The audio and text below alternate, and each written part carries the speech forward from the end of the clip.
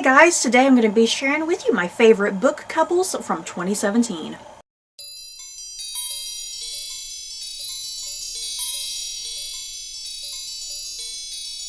So, it's February, obviously the month of Valentine's, so I decided I'm going to share with you guys some of my favorite couples that I read last year from 2017, and I did one of these last year for like 2016, my favorite couples from 2016, and yeah, there's going to be a few repeats on here because if I'm in the middle of series and whatnot, of course there's going to be a few repeats. So I apologize about that, but I couldn't leave them off this list. So let's get going. At number 5, I have Catherine of Valois and Owen Tudor from The Forbidden Queen by Anne O'Brien. This is historical fiction taking place in the 1400s, following the life of Catherine of Valois, who was a French princess. She ended up marrying King Henry V of England, but he died very young. She was only able to provide him with one heir, who became later King Henry VI. And yeah, this goes through her life, her marriage, and then her infatuation with this other guy, and then her second marriage to Owen Tudor. And if you know your history, you know that through them starts the Tudor dynasty. And yeah, I really love the relationship between Catherine and Owen in this book. There's something kind of heartbreaking about it and very emotional, but they're willing to persist and get their relationship going because she's a former queen, you know, she was the queen to King Henry V, and so there's a lot of laws and rules that she can't get married to anybody else. And yeah, Owen Tudor, he's not nobility, he's kind of a working man, you know, so there's all of that conflict. But yeah, I love their persistence in trying to get a relationship going, yeah, their secret marriage to one another and whatnot. I just love them as a historical couple, a real historical couple. At number 4, I have Veronica and Stoker from A Curious Beginning by Deanna Raybourn. And this was a pleasant surprise, you guys, because this is kind of classified as historical romance, and I do like historical romance, but not your traditional historical romance, you know, not like bodice rippers, you know, the erotic historical romance. I'm not really talking about that type of stuff. So I was kind of worried this would be that sort of book, but it's not. There is a plot to it. But yeah, this takes place during Victorian London. It follows this young woman named Veronica. She thwarts her own attempted abduction. Some guys come after her. She's able to thwart that. She has to seek refuge with this guy named Stoker, and he's really reclusive and ill-mannered and kind of rude.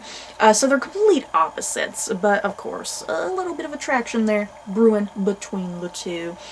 And yeah, like I said, this was just a pleasant surprise. I really enjoyed the characters and the story, and even though this is kind of labeled a romance of sorts, Veronica and Stoker, they spend the majority of the novel just kind of arguing with one another, you know, because they are two different people. They have their own personalities and their own interests, but they do complement each other perfectly at times.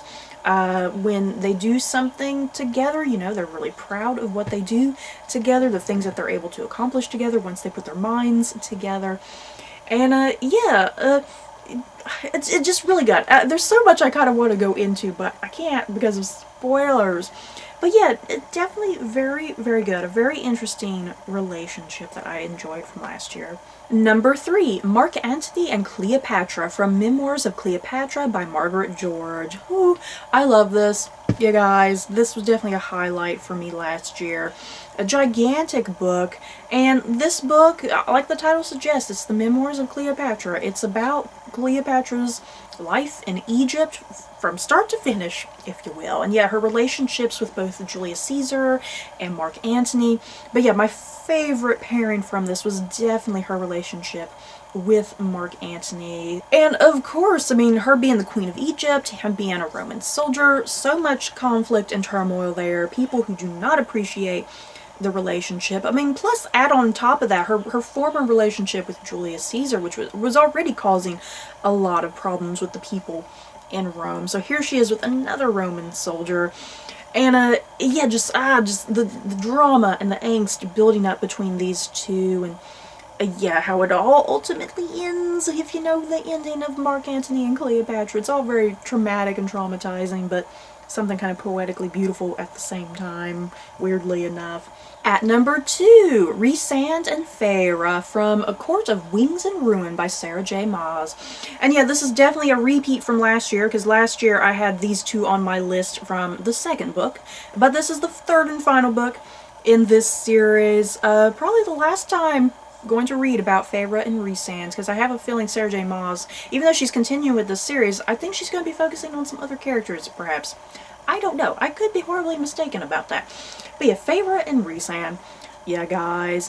At first, they're enemies in the first book because he's seen as the villain, but then the second book, things kind of start turning around. You start learning more about Rhys and who he is and the whole facade that he puts on so that he is purposely seen as a villain, but he's not.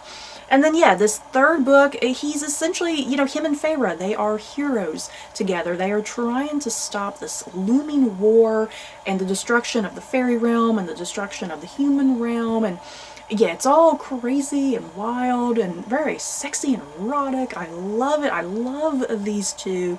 They work perfectly in unison with one another, which is very important with their relationship. So yeah, if you have not picked up this series, you need to pick it up alone for just Farah and Rhys and their sexy times with one another, you guys, because it's great. And at number 1, if you haven't already guessed it, because this is also another repeat from last year, and that is Jamie and Claire from Diana Gabaldon's Voyager, book 3 in the Outlander series. Whew, my god, you guys, Jamie and Claire, they never get tired or old. I love them.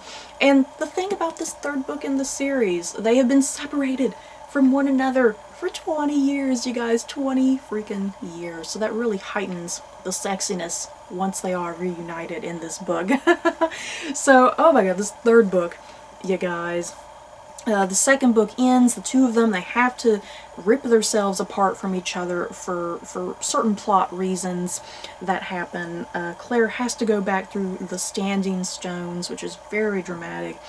So yeah, 20 years go by, the two of them refuse to fall in love with other people, you know, even though knowing that the other would want them to move on with their life, you know, but they can't. They still have hope that one day they will reunite. And yeah, obviously, I mean, I don't know if this is much of a spoiler. I mean, obviously, they do somehow reunite with each other. I mean, it's just, how do they reunite? You know, what are the circumstances of their reuniting? And yeah, this third book, I really love this third book. Just nice to see Claire and Jamie older by 20 years. The differences in their relationship 20 years later and how they kind of approach each other.